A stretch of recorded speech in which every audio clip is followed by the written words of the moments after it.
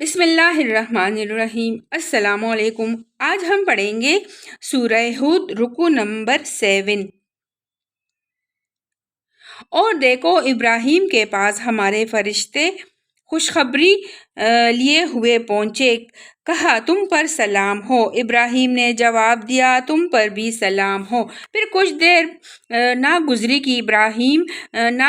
کہ ابراہیم ایک بنا ہوا بچڑا ان کی ضیافت کے لیے لے آیا، مگر جب دیکھا کہ ان کے ہاتھ کھانے پر نہیں بڑھتے تو وہ ان سے مشتبہ ہو گیا اور دل میں ان سے خوف محسوس کرنے لگا۔ انہوں نے کہا ڈرو نہیں، ہم تو لوط کی قوم کی طرف بھیجے گئے ہیں۔ ابراہیم کی بیوی بھی کھڑی ہوئی تھی، وہ یہ سن کر ہنس دی۔ پھر ہم نے اس کو اسحاق اور اسحاق کے بعد یعقوب کی خوشخبری دے دی۔ وہ بولی ہائے میری کم بختی، کیا اب میرے ہاں اولاد ہوگی جبکہ میں بڑھیا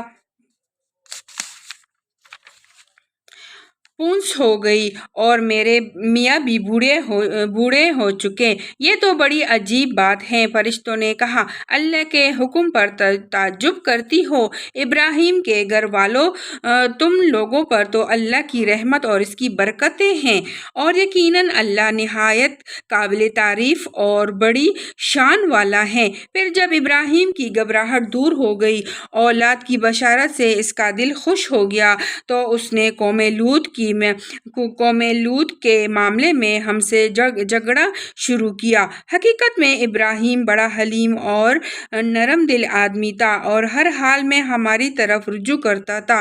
آخر کار ہمارے فرشتوں نے اس سے کہا اے ابراہیم، اس سے باز آ جاؤ، تمہارے رب کا حکم ہو چکا ہے، اور اب ان لوگوں پر وہ عذاب آ کر رہے گا جو کسی کے پیرے نہیں پھر سکتا۔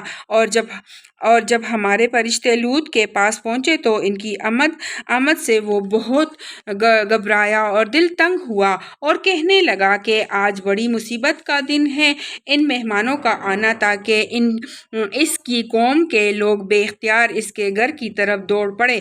پہلے سے وہ ایسی ہی بدکاریوں کے خوگر تھے۔ لوط نے ان سے کہا بھائیو، یہ میری بیٹیاں موجود ہیں، یہ تمہارے لیے پاکیزہ تر ہیں، کچھ خدا کا خوف کرو اور میرے مہمانوں کے معاملے میں مجھے ذلیل نہ کرو۔ کیا تم میں کوئی بھلا آدمی نہیں؟ انہوں نے جواب دیا تجھے تو معلوم ہی ہے کہ تیری بیٹیوں میں ہمارا کوئی حصہ نہیں ہے، اور تو یہ بھی جانتا ہے کہ ہم چاہتے کیا ہے۔ لوط نے کہا کاش میرے پاس اتنی طاقت ہوتی کہ تمہیں سیدھا کر دیتا، یا کوئی مضبوط سہارا ہی ہوتا کہ اس کی پناہ لیتا۔ تب فرشتوں نے اس سے کہا کہ اے لوط، ہم تیرے رب کے بھیجے ہوئے فرشتے ہیں، یہ لوگ تیرا کچھ نہ بگاڑ سکیں گے، بس تو کچھ رات رہیں، اپنے اہل و عیال کو لے کر نکل جا، اور دیکھو تم میں سے کوئی شخص پیچھے پلٹ